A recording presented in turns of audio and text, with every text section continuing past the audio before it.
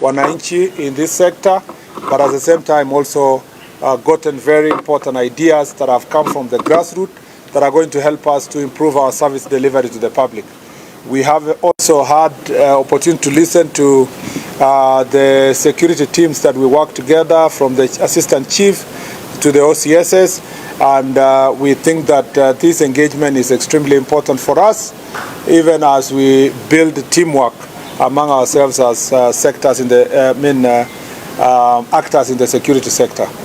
Baringo is largely a very peaceful county, just like I say the same in Elgeyo Marakwet County.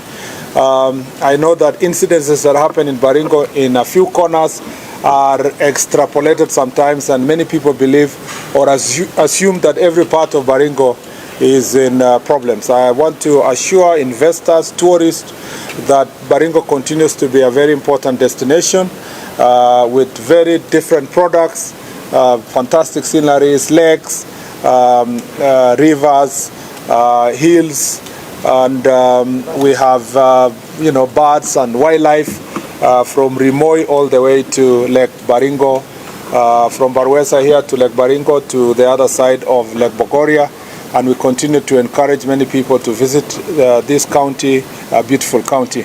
We have security incidents. The most prevalent security concerns of Baringo is banditry, just like Elgeyo Marakwet and the other parts of West Pokot, Turkana, Samburu. This Kerio Valley has continued to witness incidences of cattle rustling and sometimes killing of residents in the process of these raids. And this place was kind of a war zone in 2021, 22, actually 23.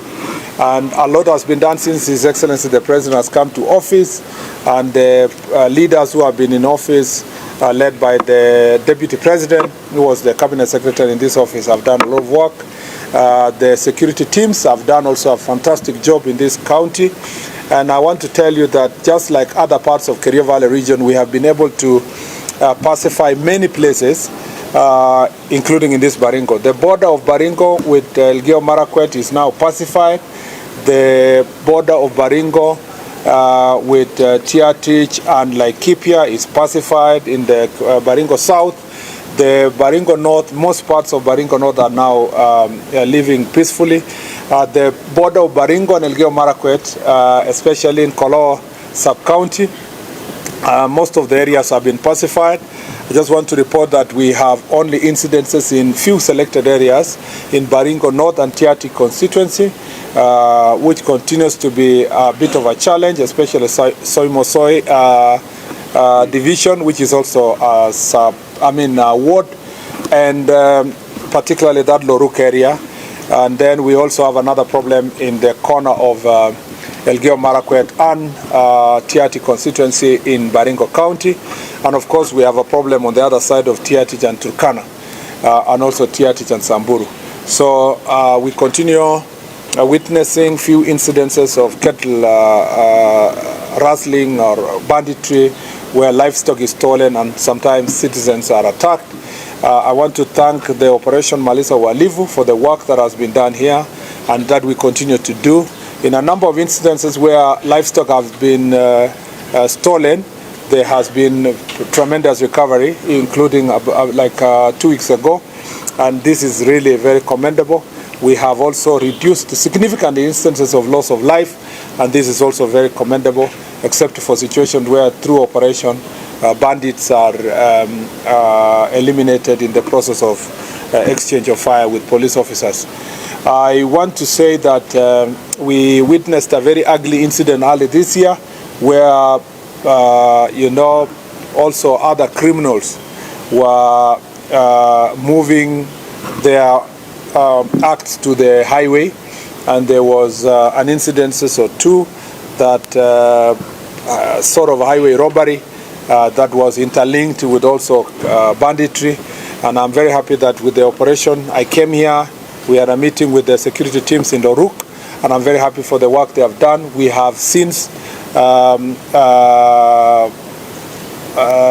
around that situation, and now the highways are peaceful with highway patrol police who require also greater support. We are trying to support them with more vehicles so that they can continue patrolling this road between here and Nakuru and all the way to towards direction of TOT. I want also to say that we have the security situation keeps mutating. You know, if you allow continuous banditry going on, you know, people, it mutates. It is beyond just stealing livestock. It has now moved to also boundary fights, and these boundary issues have been there. You know, land fights have been there for a very long time, so they keep manifesting itself in different ways. Sometimes as banditry, but sometimes as an outright conflict on land issues. So there is a perennial land conflict around the Oruk area and around the border of Baringo North and Baringo and Tiati constituency, and that you know, continues to pose a challenge, just the same way Tiati and Turkana East and Turkana County, and towards Samburu and towards also the question of Baringo South. I want to say this, that I encourage leaders in Baringo County to appreciate that Baringo County is one county in the first place. One county. Land issues within Baringo should really not become an issue. This constituency and the other constituency, that is still Baringo County. In fact, we have administrative units in other counties in this region where there is an overlap. For example, you just go to Elgeyo Marakwet here, Kerio Valley sub-county is both Marakwet East and West. So it shouldn't really create all these problems. What we need to do is to do a proper land demarcation so that once everybody has their title, it does not matter whether that resident is a Tugen or a Pokot and is living in Tiatich or lives in Baringo North. It will not matter because it is a titled citizen of Baringo County and Kenya. And therefore, where you find yourself administratively should not be an issue. The biggest issue here is that the fight over resources, pasture, water, is actually driven by the fact that we don't have clarity on titles. And there is a titling program that is going on, and we will continue supporting it from the security sector. We will also support our brothers and sisters in the lands sector, working together with the counties to make sure that everybody is given their own title. Once they have their title, whether they will be in Baringo North or Baringo or TRT, doesn't matter. They will all be in Kenya, and that person will have sanctity of title, and their property and land will be protected. As you know, the president, when he came to office, ordered that we must work hard to make sure that the schools that have been closed, students can go back. I'm happy to report that many of those, nearly all of them actually, have had 100% return, even though we cannot say 100% normalcy because they require facilities that are going to help the students. We are still working hard to see how best we can establish some boarding schools that are joined, that have children from all communities studying together. Resources permitting, as you have seen, there is a debate about resources in the Ministry of Education. There is only so far you can go. And I think it's important to ask well-wishers and other development partners to partner with us, and working also with NGCDF to build good schools that are going to be boarding schools that are going to hold students in this region and help them work together. KDF has done its part. The security teams have done their part. We are going to continue working together to upscale this process. I need to say that the constituency that is giving us big security problems here is Tiati constituency. And it's not by accident.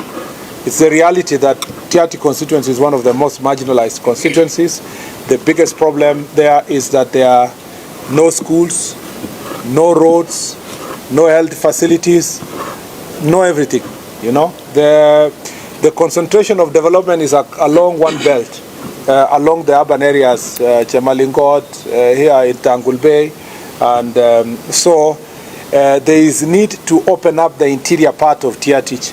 We have agreed from the security sector that we are going to establish, and I announced last time that we are going to establish another seven police stations. I am going to be announcing today that 4 must be built in the next 4 months. By December, we must have new 4 police stations, and not police posts, police stations that are going to be inside Tiati constituency. Places, for example, as I've said, Silale Ward has only one secondary school, you know, and doesn't have any police station. I think it doesn't have a police station at all. An entire ward doesn't have a police station. You have a number. Even Tirioko needs another police station. So I have said, of the 7 police stations that I said they must be built immediately, I want to see 4 being built by December. I've given myself a deadline of December to come back, and we have OCS and police station and so forth. We want government to be present where there is a problem than to come and create a buffer between 2 constituencies. We want presence of government inside. On the security roads, we have had very clear consultation with the Minister of Roads, and again we'll be rolling out some of these security roads, very good maram roads with good bridges that will enable us to have access inside there. The people also are still demanding proper network coverage in these areas, especially our security officers. Again, we will be working together with Communication Authority of Kenya through Universal Fund to support the network providers to see even where they cannot make money from it, they help us to install these communication gadgets for purpose of access in that place. Our desire is to have government presence here. You know, the president announced that we will have KDF training grounds here, and we are going to be, as already been directed by the president, the KDF is working out a program to see which areas that is going to happen. And I want to say that we are going to stay in this valley until peace is fully restored. We are doing very targeted, intelligence-led operations in this region. And we are not only focusing on the small people, the young people. As you know, many bandits are between 15 and 21 years. We are only not focusing on them. We are focusing on their financials. We are focusing on those who are selling guns. We are focusing on those who are selling ammunition. We are also focusing on everybody who is inciting and facilitating. And you must have seen that the police officers have arrested in the recent past, and also some characters have found themselves at the crossroad when they attempt to fight police officers with guns. Some of them have lost their lives, unfortunately. I am here to announce what I did again yesterday in Elgeyo Marakwet County, to say that for every young person, because these are children, some of them 15, 16, 17, they are perpetrators, but they are also victims of society with poor education and so forth. We are giving them this assurance that if they surrender their guns and leave banditry, the government of Kenya is going to find resources, working together with its agencies, including NGCDF, to get them scholarships to go to technical colleges. They learn to be masons, they learn to become plumbers, they become electricians, and then we can help them find other ways of making a living in affordable housing and other places. We want to extend this olive branch to our young people instead of fighting police officers, because we are going to be ruthless. In the next 2-3 months, we are going to be very, very ruthless.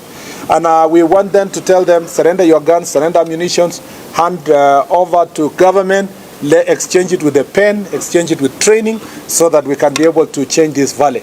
We're also going to do sports activities that are going to be supported by security agencies, the Office of IG, the KDF, working in a multi-agency way. You will see sports activities around this August and other cultural activities that are going to bring together young people so that we can enhance that interaction.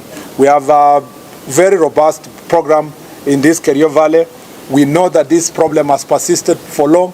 We are going to be relentless in working on this issue, and we are not going to spare anybody. I am glad that all the leaders of this county are in the forefront in supporting this process. I want to urge them not to fall into the temptation of politics, because elections is around the corner. In the next 2 years, as we do campaigns and so forth, I want to urge them not to fall into the temptation of cheap politics, of inciting citizens to fight themselves or to engage in acts of banditry, because that will be retrogressive. And also because we are going to be very, very, very ruthless. We are not going to exchange lives of our people for political gain. I want to just assure, these are my friends, these are elected leaders, we were elected together, so I know them. And being my friends, I have told them, on certain terms that the president has given us marching orders. We are not going to compromise on the question of security. We also want to do something about identification of people in Baringo. You have about 161,000 people in Baringo County who are of adult age, above 18, and they don't have any ID. They do not enjoy SHA. They don't enjoy any government services that are supposed to be enjoyed by people. Even their children cannot get birth certificates. They are not, recognized in any form. And these people are losing a lot because they are not identified. You will be seeing when I launch this mobile registration live capture system that will work with county government and the national government to see, and all the leaders here, to see how to mobilize our people to get identity cards. TRTG is the most notorious constituency with about 40-something thousand people, almost 45,000 people who do not have ID. That is calamitous. That is actually a disaster. You have people who are 70 years and they've never seen an ID. That is gross marginalization. That person cannot get any government services, or perhaps they don't need it because there is no government services in the first place, presence of government inside there. So we want to work towards registering them, but also ensuring that we provide government services and government presence in that place. I have become very detailed on that issue because it's the most important issue in this county and this region. Other than that, we still have problem of proliferation of illicit alcohol here, drugs, some of which adulterated ethanol that is being sold in this place. The security officers have done their part, but we need to up our game. I have said in the past, and I repeat, that there is no way alcohol can be sold in any place and drugs can be sold in any place without the knowledge of the chief, assistant chief, and the OCS. And we're going to become very firm on the police officers who are condoning this very unacceptable behavior. Other issues that are necessary and good for security in this area shall be discussed in the Jukwaa la Usalama. I thank you very much for listening to us, and I want now to take only 3 questions, then we go. Until let me take from Chepsoi, Ruto, Flora, and lastly you. And then I saw somebody else, there was set that race is that. You will see, okay. Now let's start with Chepsoi.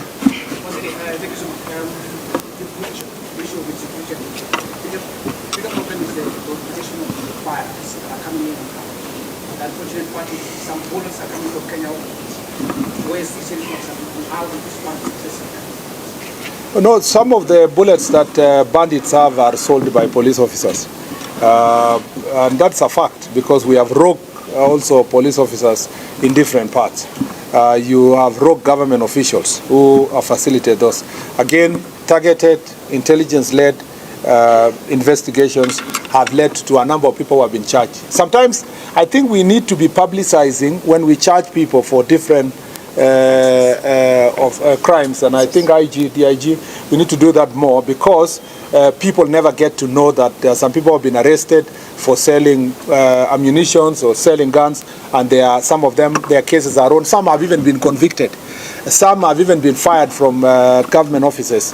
And all these officers, whether we find you are in police or prisons or KDF or whatever, the necessary legal processes are used to make sure that those people are dealt with accordingly. So I must admit here that we have rogue officers who sell ammunition, but also there are civilians.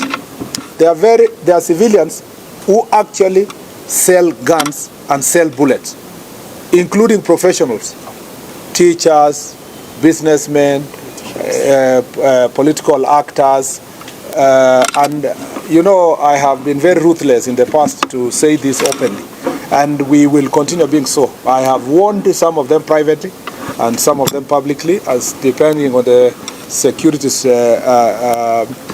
reports we get.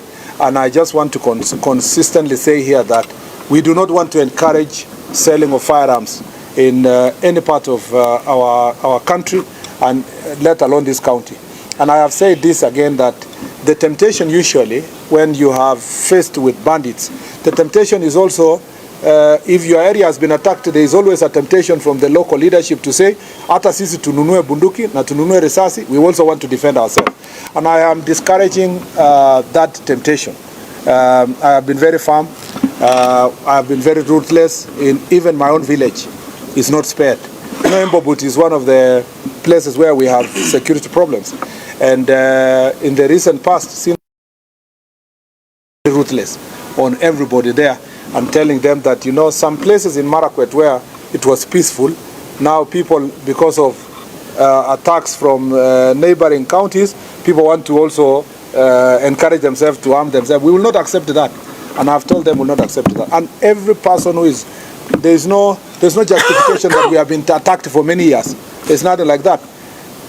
Let government do its part. If we have failed as government before, we have now come out to say we want to assure you that we will do every operation to make sure that the place is peaceful.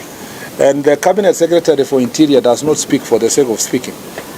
The Cabinet Secretary of Interior is well briefed by the necessary security agencies and has the proper intelligence report. If I say something, I have said it from a point of information. I am accountable to National Security Council.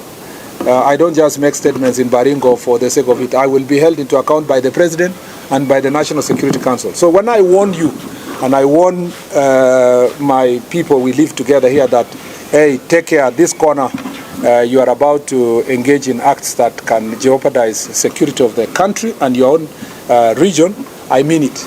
And I am serious about it. Take all questions once. Okay, I take the good lady it was you and then her. Yeah, all of them.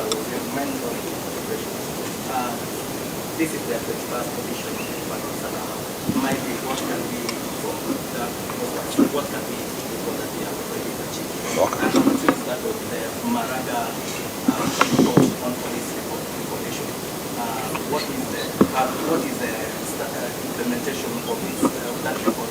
Since now we have seen that there are emerging crimes, there are new crimes that are yet the police officers are yet to be trained by the and finally, on the issue of Shakahola, is there a lapse of the intelligence report? You will mix me up with many questions that are not related to Baringo. Yeah. What was the first part? It was? Oh, yeah. Oh, we have our host. I would rather go say this in the hall, but let me just say that we have changed so many things. We have come up with policy, which is now I'm taking to cabinet on village elders. We've come out on policy on how to reorganize NPR, courtesy of Jukwa. We've come up with policy that is related to the question of our training of our officers, police officers, and also training of the Ngao officers. In fact, courtesy of Jukwa, we have sorted out almost all our ACCs. We are moving to the chiefs. We found ways of being able to do that. So we are getting a lot of feedback on so many things. And the Jukwala Usalama report will finally be compiled and will be handed over to His Excellency the President, who will launch it officially. But also, I will make public all the policies that we have proposed as a result of the people's views. This is a bottom-up approach to listening to what people say. And I will be mentioning in the room some of the ideas I've had, which are very novel as a result of this process. So it is a very important process. But also it's important just not to sit in Nairobi, just to sit with the people whom you work with. Than the chiefs and assistant chiefs to be hearing there is a cabinet secretary somewhere in Arambe House. It's important for them to feel their presence of government and get the feedback. Sometimes it's important leaders just listen. It's enough to listen, you know, and not just always to talk. And you will see today, we in the leadership will listen more. It is the people who will talk who are on the grassroots. The question of Shakahola, there is no lapse at all. We are very firm as a government. We have made sure that everything that was proposed in the report and the lapses that happened are sorted. That's why you saw, as soon as the first case of radicalization was seen, we dealt with it immediately. Remember, this is religion. You can't even know that radicalization until you see queer behavior. Otherwise, people are going to some church here all the time, somebody is coming to preach, everybody has freedom of religion and so forth. It's until you see the next step where people are fasting to starve or something like that. So it's a very complex issue. It's not just something that happens at once. And it's worse when it happens in a place like Chagama. Do you know Chagama Ranch is how many acres? It's 150,000 acres. So if people go and hide in a small corner somewhere, it's not very easy to find out where that person is, because people are living their life. The police do not police every citizen every day. But at the magnitude of Shakahola, I don't think anything like that will happen again in our country. Police reforms are ongoing. We are on course. Like, for example, this year, the modernization program is ongoing. Last year, you've seen what we have done in Baringo. You think we didn't do it just like that. We did because there was modernization. There are MRAPs here, there are better trained police officers, better equipment, and so forth. Modernization is going on. Next step, we want to do training. Police officers are the most disadvantaged in government training. We will move to the training level and so forth and so forth. And then we are doing a recruitment in the next few weeks that will involve getting another 10,000 police officers. That will increase the strength and help us to combat crime and also fill the gaps that have been there for 3 years through national attrition, retirement, and so forth. Yes, madam.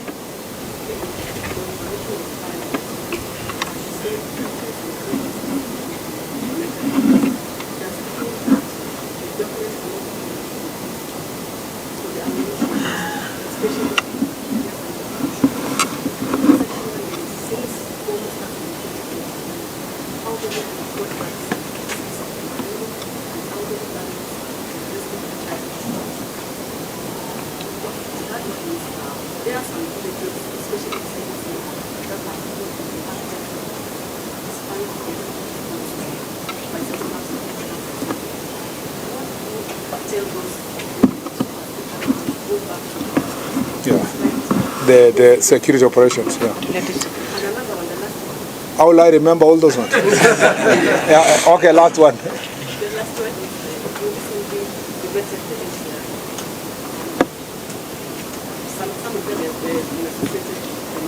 Yeah.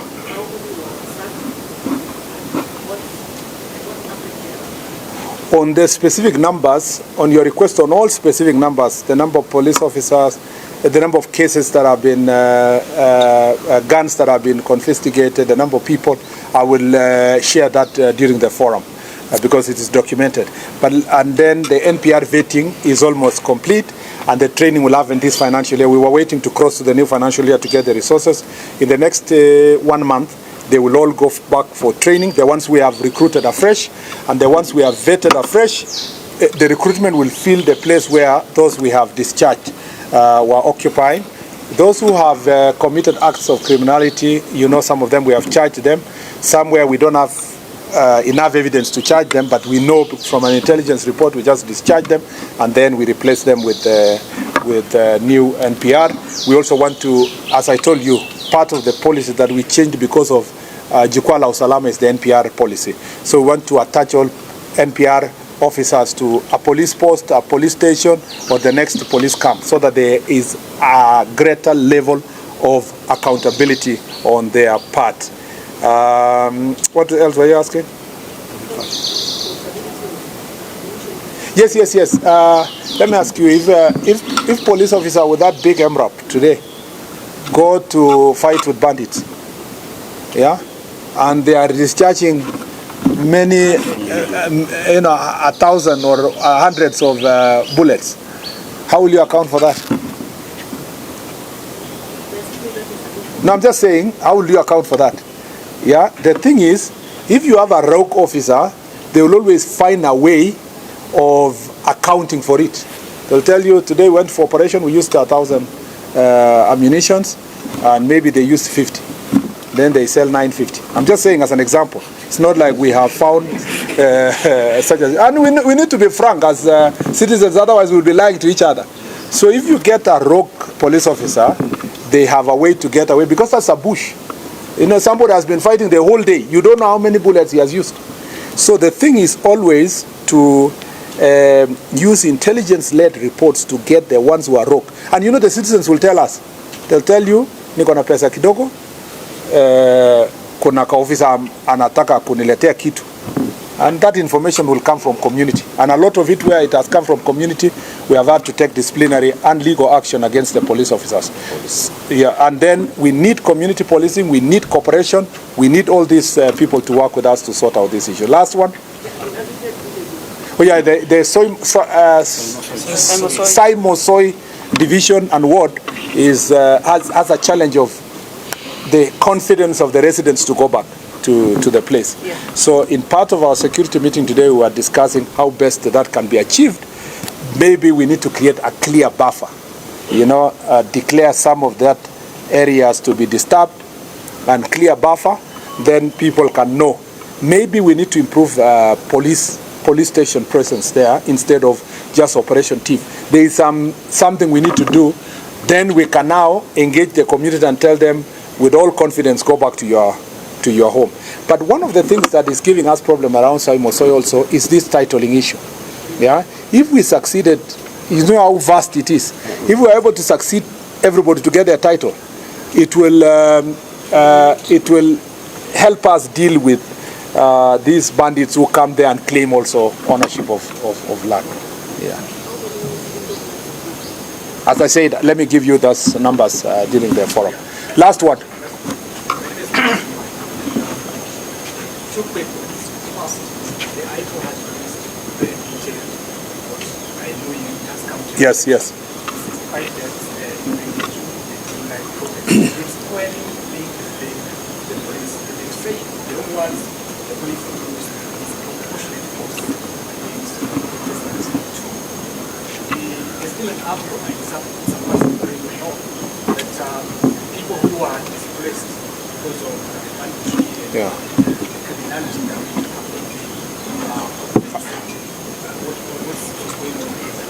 Well, let me say that the government doesn't compensate its own citizens for criminal acts perpetuated by citizens.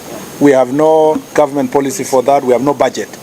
What government has done in the past is to support, you know, by giving people mabati, iron sheets, you know, that cannot be called compensation. If you call it compensation, there is not. Compensation is quantified, calculated, and everybody is restored to the situation where they are. Government is unable to do that. But in terms of supporting its residents, citizens that are, because that's a disaster, we are able through special programs to get mabatis, to get building materials, and help them to go back. We are able to do through livestock restocking program to also get them, and it's ongoing. The restocking program is ongoing. But even that restocking does not mean a person who lost 100 goats is able to get 100 goats. At least you give them something small to start their life, and that will continue. But more importantly, government should work harder to ensure that, as you have said, to ensure that security is achieved. On the question of people going back, it's the same answer I gave. She had asked already, particularly in Simosoy, that area is one of the most affected in terms of people going back. In Baringo South, a number of places, there is. On the question of IPO has constitutional responsibility to investigate and bring to book police officers who have misused the authority. From our part, and I gave a clear policy direction to the IG that police officers also have a right to use their ammunition to defend themselves and to defend the life of others. We also need to know that these people were carrying petrol bombs and carrying and stealing guns and burning courts and burning police stations. These are not ordinary citizens. So IPO should call them out, because the people who are mobilized to come to burn a police station, steal a gun, you know, burn guns, cannot be equated to peaceful protesters. You cannot therefore say there was a disappropriate use of force, because you have not measured the force of the petrol that was used to burn Kikuyu police station, for example, or Olkalau police station, for you to know. You haven't even said something about the remandees, was it remandees or suspects that were in police station in Olkalau, where they were burned to death by these people. So you can't call them protesters, and you can't really quantify now to say that the police used this proportionate force. until you do proper investigation. I encourage, because IPOA still is within our sector, I encourage IPOA to become very careful with their statements they issue, because the investigative responsibility is in their own hands, because then they are likely to jeopardize their own investigations. If they pass judgment before they do the investigations, then Kenyans will ask, where is your file that indicts any police officer specifically? And you know, this is specific to a police officer. We have also said, in the situation that the police officers were operating, in my policy directions, all those police officers must be given legal representation, just in case they are going to be called to answer, because they were not doing that on their own. They were doing it on behalf of the people of Kenya, protecting their lives and their property. So whereas we will not cover up for someone who committed heinous acts, we will also not abandon our police officers who are protecting our nation. Let me say this also. It is very interesting that everybody who is complaining about everyone who died, everyone is saying, my child was in the shop, they were buying scratch card, they were doing this, they were doing. So I'm asking myself, these people who banned police stations, people who banned shops, they banned the court, who are these people and where are they? Everybody who has been, we have arrested and charged, every human rights person, Law Society of Kenya are coming to defend them. So I'm asking, who will defend these people whose properties have been banned? Who will defend the court? Who will defend the police station? Who will defend the police officers? So I think it is time as a country we have honest conversation and we avoid this thing of sugarcoating these issues around the question of accountability on the part of police only, without accountability on the part of the criminals. Seth, did you have any questions? What we do, we cannot exhaust every question now. We will do it in Jukwaa la Usalama. Thank you very much. Asante sana.